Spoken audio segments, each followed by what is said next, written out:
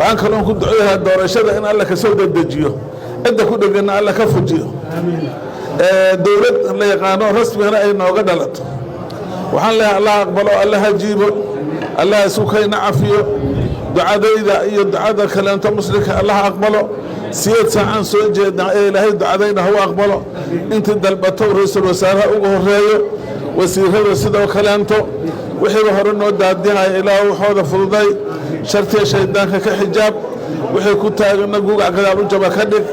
adduunyo fil nimata aakhira fil jannati dawla baari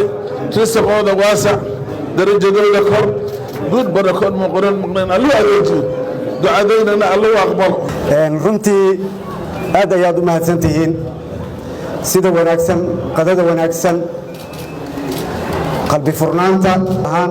ka degaan ahaan anigoo idinka soo jeedo in dalkan uu u baahan yahay doorasho anigana ay dhab iga tahay daacadna iga tahay inaan awooddana wareejiyana ay dhab iga tahay idinkana waxaan rabaa inaad culayska ila saartaan